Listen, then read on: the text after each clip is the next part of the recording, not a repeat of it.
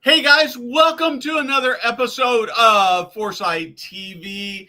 My favorite thing to do is to talk to senior living leaders about the cool and interesting things they're doing. And so that is what we are going to do with Heather in Africa today. But before we get started, I want to just say thanks so much for watching Foresight TV. I know we're actually not the place for everybody, but if you are in senior living, you're committed to creating great experiences for residents, team members, and family members. Foresight will help you do that better. This is going to be a great broadcast. Also, we'd love to hear from you about the things that you're doing to improve the lives of residents and team members. And if you're doing something really cool, maybe we could have you on as a guest of Foresight TV. The other thing is that if you got something you think we ought to be talking about that we're not, we would love to hear that. And I guess if there's something we're talking about and you think we shouldn't, I'd even be willing to hear about that, though I can't imagine that to be true. We produce all kinds of great thought leadership content in addition to Foresight TV. There are LinkedIn posts, the Foresight podcast, Tech Tuesday. The most impactful thing we do is the Foresight website, where we publish new content every day. It is free. It's easy to subscribe to. There's a QR code up. There's also a link in the chat. You can click on either one of those, your name and your email, and you are in. The last thing I want to talk about is this. We have recently launched a new premium product called Practical Passionate Leadership. And it's about going back to my roots. It's about creating workplaces where everybody loves coming to work, particularly the front line. The problem with the most leadership advice that gets given today is that it's too big and it's lofty. Some people say things like, well, lead with your heart, have radical candor. Nobody actually tells you how to do that. Practical Passionate Leadership is all about giving you and your leaders, all from your C-suite down to your department head, tools they need, things that they can actually go do today that will make the workplace better, will make it so that everybody in your community, in your organization loves coming to work every day. So we hope you check it out. QR code's right there. And we'd like to have you see what you think. And with that, let's start with this.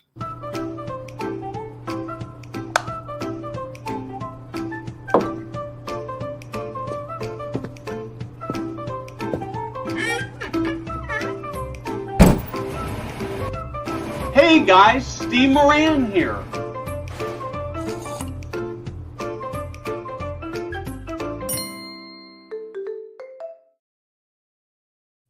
Afrika, Heather, thank you for joining me on this. Sometimes my sort of intro stuff goes better than others. Today was not my best, and I don't know what happens, but when you're doing live, it's the best you can do, right? Let's start with a little bit with who you are with Viva Senior Living, and I'd love to, so let's start with that. Heather, you want to go first? Sure. Thank you again for having us on. We're so excited to be here. My name is Heather Terhark, and I am the Chief Strategy Officer for Viva Senior Living. We are based out of New Jersey, but we service 8 states and growing every day. So thank you. And how did you get into senior living?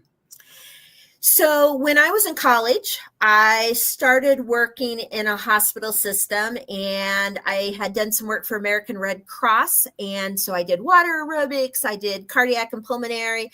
But my favorite thing was there was an assisted living that was on campus with the hospital. And it was specifically for the Catholic nuns because it was a Catholic hospital. And they would come over to the fitness center. They would come over for water aerobics. And it was from there on that I fell in love with working with seniors. And I have worked my entire career with seniors. I don't know anything else. You can't turn me back into the real world. I have to stay in healthcare and working with seniors. And it's what I love to do every day. I have to tell you that I'm sort of smiling because I have this mental picture of Catholic nuns in swimming pools, right? And it just doesn't sort of compute. I know it's logical, but it just doesn't compute. Afrika, these swimsuits with their, and the picture is real. Is that right? Yeah. Now we need some visuals here. Afrika, tell us a little bit about what you do and how you got into senior living. Sure. I actually have the visual because as a product of Catholic school and both grammar school, high school, and college, I completely see that visual, Heather. So thank you. um, I am the Chief Clinical Officer for Viva Senior Living. I started in healthcare. My background is in critical care. I worked in neuro ICU, ICU. I then went over to behavioral health. And I started working per diem as a night supervisor on weekends at a small long-term care community, a facility in my neighborhood. And I had a director of nursing who said, "Why are you doing the hospitals? No weekends, no holidays. Come be my assistant. It'll be great."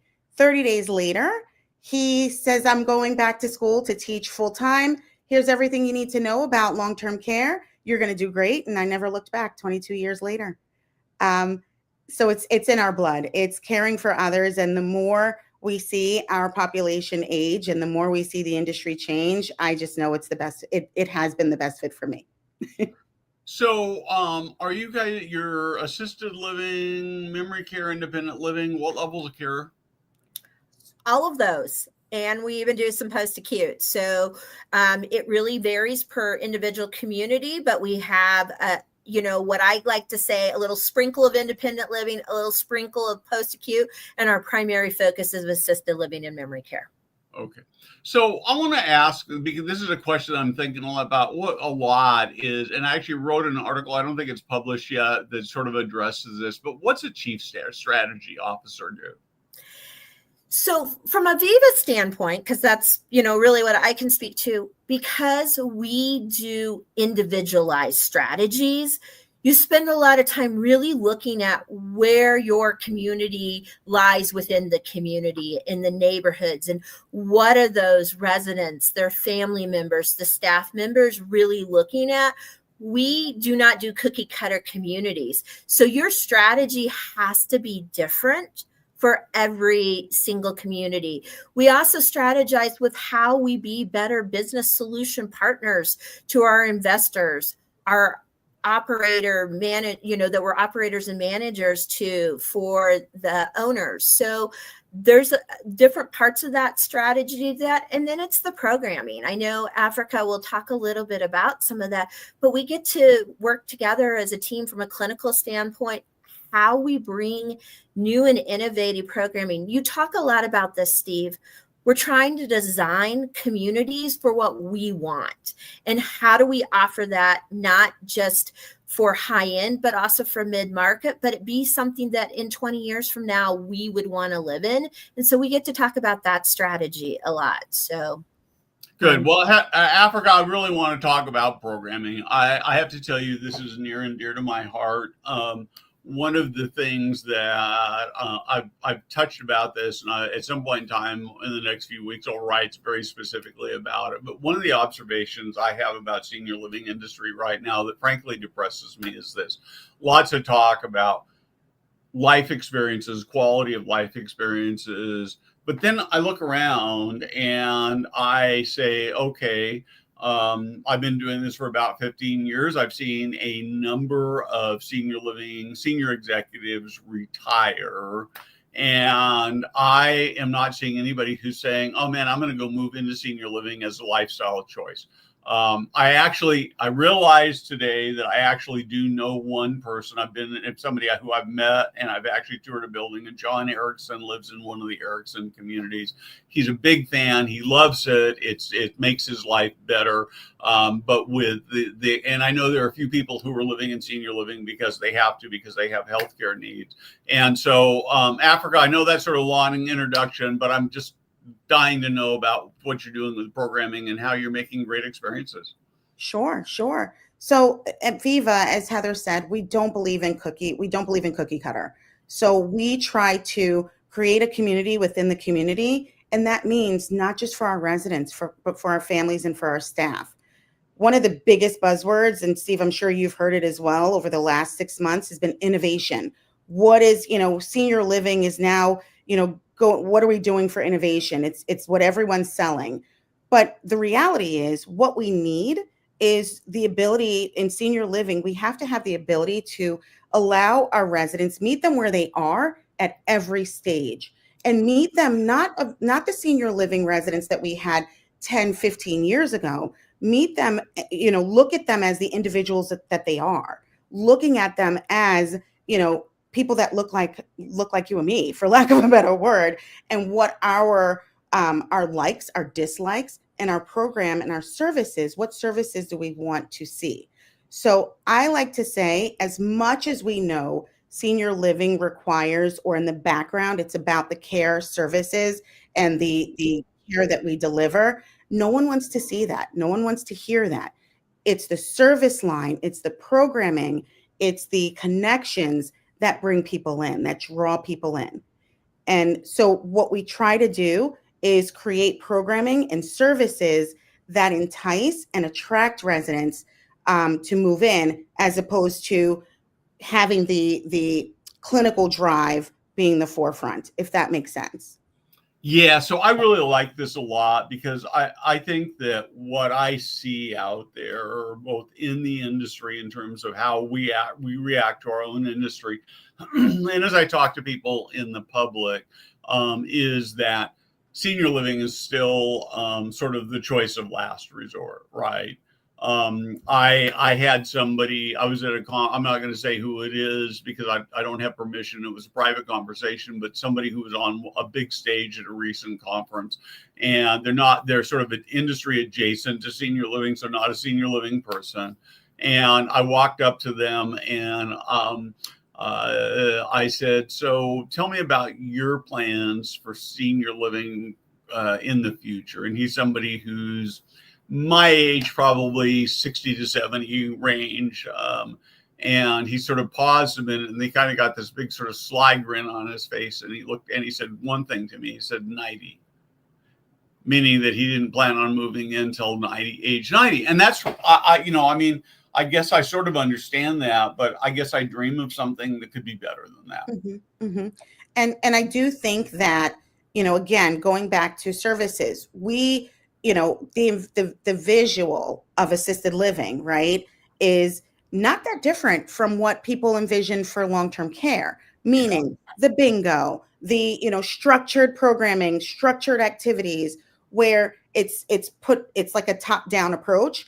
The big organization has directed or dictated what the building or what the community looks like, as opposed to really engaging residents and looking at the demographics, getting that resident choice, where we have some of our communities that, we promote Tai Chi and yoga as programming. We promote, having cooking classes and doing things that are really of regional requests. And then we screen them, we communicate with our executive leaders to make sure that it is something that the community is looking for. And I think it's been successful. I know we have a community in particular that has created a Zen room complete with meditation. And it's not just for our independent or assisted living residents. It's embraced for the entire community, which I think is also very helpful. Yes. Yeah. So I'm in love. I'm in love. This is so good. We were in my team meeting. We do a team meeting every Friday morning, and this is one of the things we were talking about this morning. And part of what we talked about is how in so many organizations, the comment was made is that the central office really has nothing to do with what happens in the local communities, except that they look down on those local communities and tell them what to do in a very patriarchal way. And usually when they do that, they're actually doing things that make life better for the central office rather than residents. Mm-hmm. So Heather, how do you prevent that from happening? So we spend a lot of time asking our CEOs, which are executive directors of our communities, the actual staff, the sales teams, what do they need? Our activities, when our activity consultant goes in, we're looking at what do the residents want. And if you ask, they will tell you. Sometimes they'll tell you very loudly what you're not doing, that you need to be doing, what they want to eat, what programming they want to do to the day. And the staff will tell you the conversations that are privately if they really think you're going to listen and you're going to make changes. So Africa said it. Our activity calendars don't look the same. Our menus don't look the same. Nothing looks the same when you walk into a Viva community. And it's harder. It is definitely harder to manage. There's nothing but you have to trust your CEO. You have to trust them, and you have to let them lead the community and not try to micromanage it. Because if you let things grow organically, like the meditation room and that Africa was talking about, or about how we welcome our residents in, they have way better ideas than we do a lot of times. And they know what's important to folks that live in their neighborhood. So I want to dig a little deeper into this trusting your CEOs, your executive directors. I had a conversation, it's been half a dozen years ago, with a leader of a big organization. And I was sort of asking him, in this particular organization, they have very prescribed procedures and policies for everything that an executive director does. And I sort of asked about autonomy and freedom, and he sort of looked at me and he said, you can't trust somebody who only makes $100,000 a year to run a $20 million a year business. That's why we have to tell them everything to do. And I was sort of taken back by that. And obviously you do this very differently, right? Yeah. Heather, if you don't mind, I think one of the things that Viva has based our culture off of is reminding each executive director they are the CEO. Myself, Heather, Chris Metternich, who is our COO, we all come from the background of being on the other side of that desk. We've all been, whether it be executive directors, licensed nursing home administrators, but we've all been in these leadership roles. So we understand that you have to give the leaders autonomy with support and guidance, of course, but it's important to give them the autonomy to make their community successful. And one of the things we do, we create a cluster, a region around the executive directors so that they're within their communities. Geographically, they have some team support with an RDO who's localized, who's grown up from the executive director role within their community or within their region to be their support person. Each and every one of the regionals within that region came from that region. So it allows for a lot more autonomy geographically, but it also empowers each leader to know, hey, I don't have someone from New Jersey dictating what happens in Georgia, who doesn't understand my culture, who doesn't understand my resident population or the community that I'm in.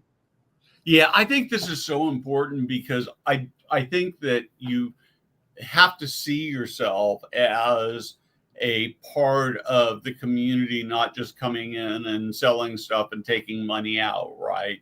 And so I like that so very much. So let's talk a little bit about employee culture. What's it like to work for Viva? If I'm well, let's start with the CEO. And then let's move down a little bit to being either a sales director or next level. And then actually I'd like to, what if I'm a server or a front desk person or a caregiver?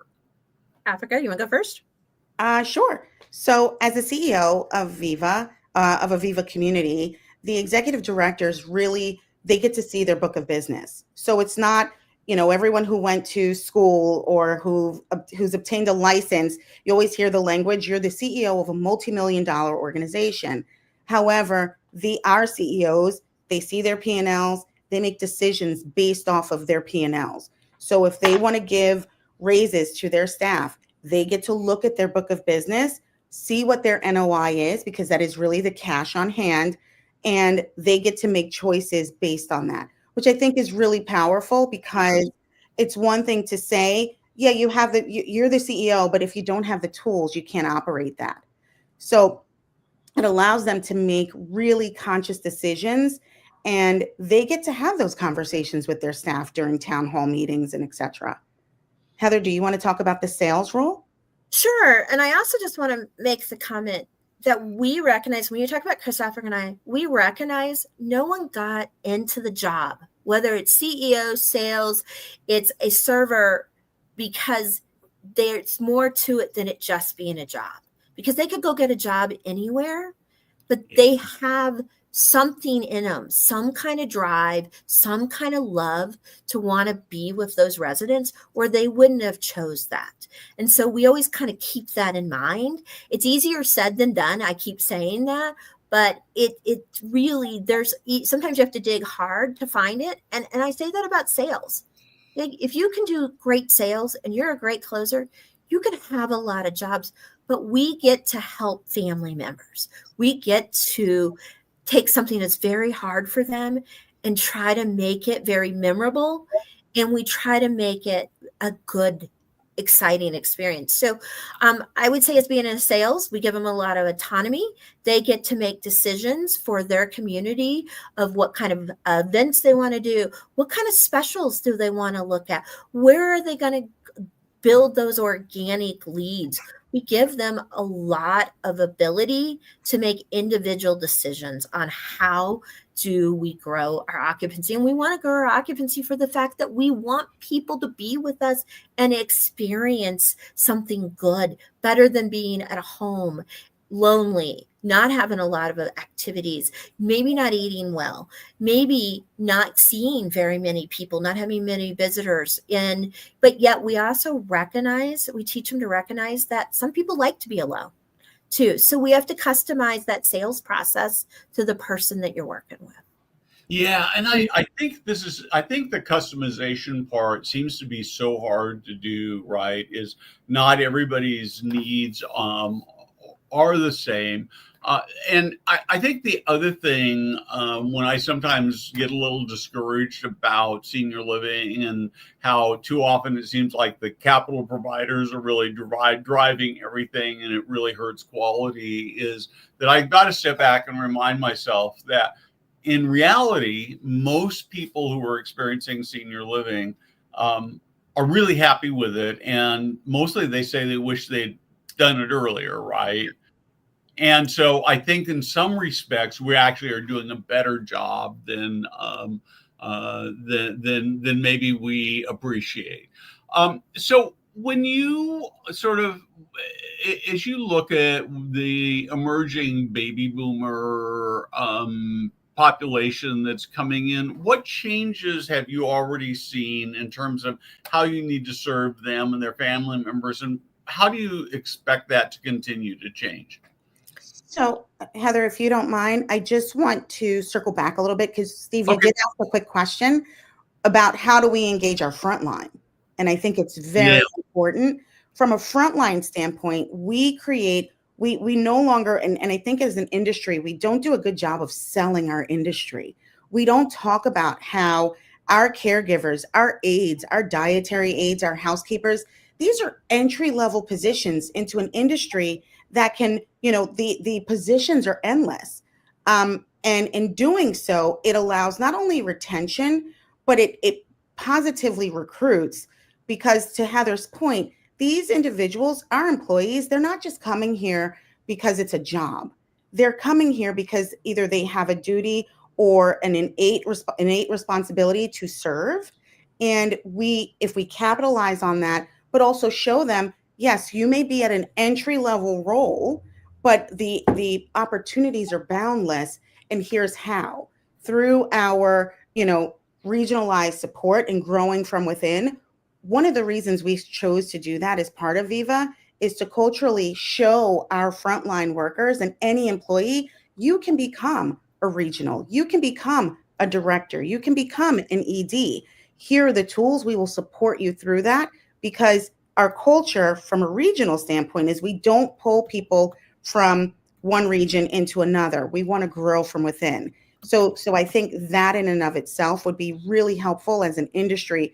that we continue to promote that culture of changing our titles for our jobs as aides, and showing them what that really means, what it entails, and that it's truly an entry level role into an industry that is absolutely going to continue to grow.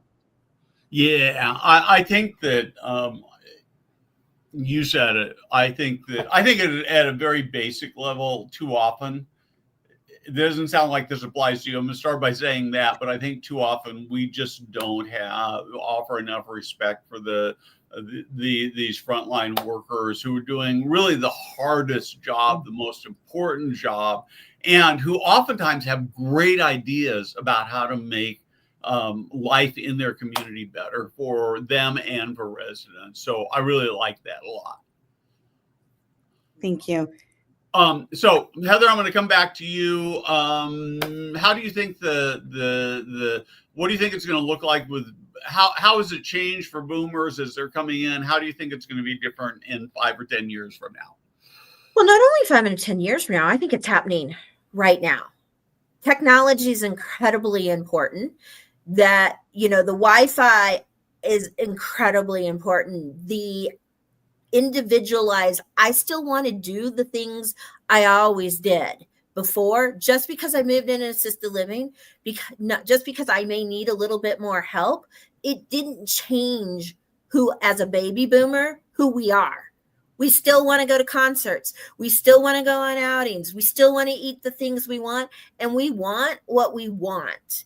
And we have to, as senior living, recognize that it's no longer you get the simple things that here's our package of cable.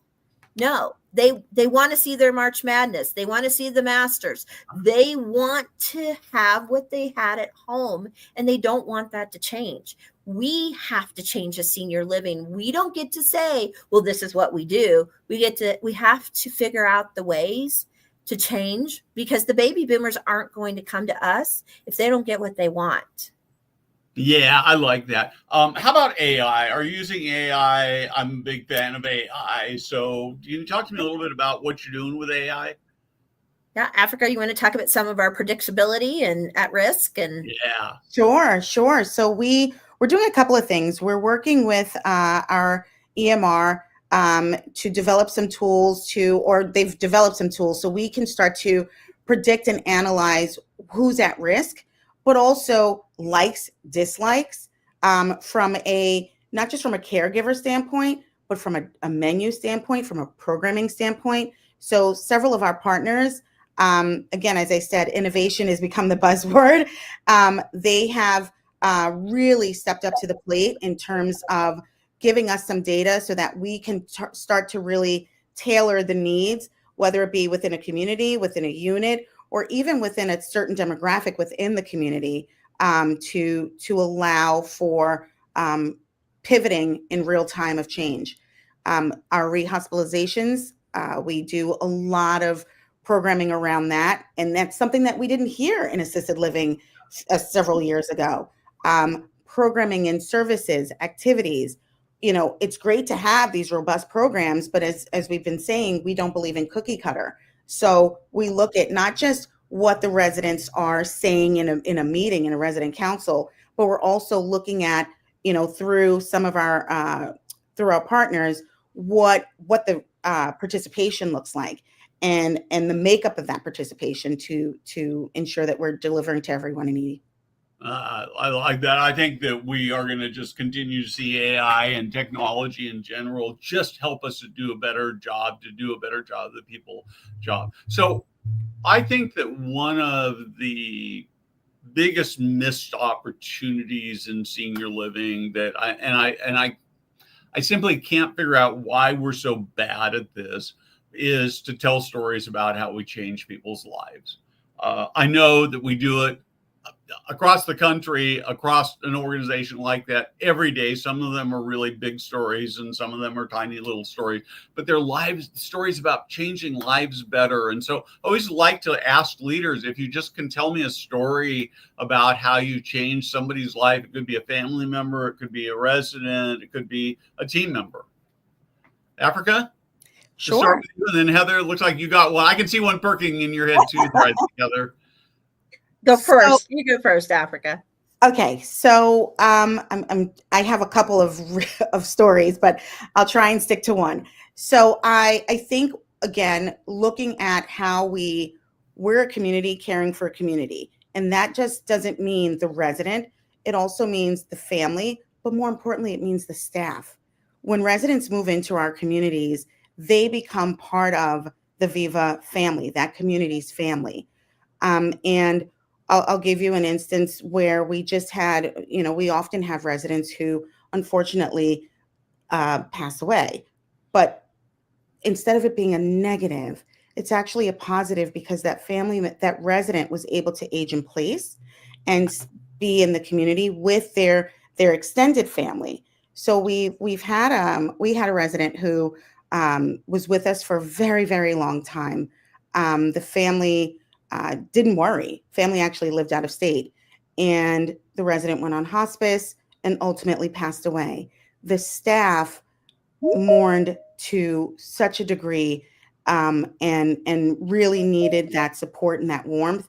They actually were participants in the services, meaning they helped plan because they knew her of today, not the her that the family is known for years past. So they were active participants in planning, preparing, and being Wow. part of her service.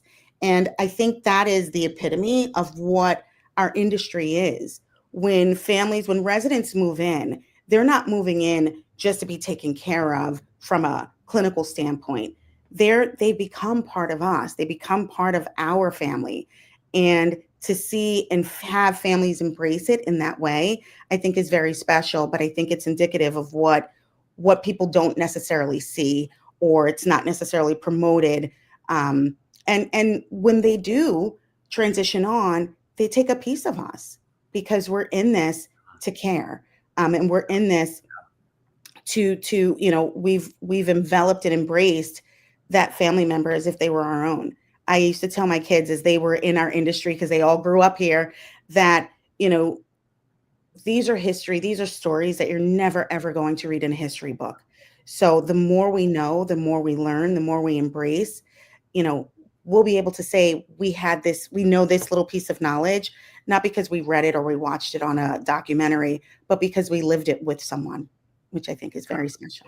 I love that. I love that so much. And I think that what it speaks to is when senior living is done right, it's like a growing family, right? And the team members and the family members and the resident become part of this new family. And I like that a lot. Heather, we're about out of time, but if you got one, I got to hear it first before we call at the end of the day. I think I'll just tell you the quick story that we hear a lot, because I agree with you. We don't tell our stories in senior living. And so really quickly, it's that exhausted caregiver that is just at their wits' end, and we hear it and we see it a lot. They don't know what to do. And then they get to see their mom come back, and they come back to visit, and they're like, Mom's doing great. Mom, I was always screaming at Mom. I was upset with Mom. Now she has friends. Now she's eating, and I get to be the daughter again. And I enjoy visiting Mom now versus the times that when I was caring for her at home.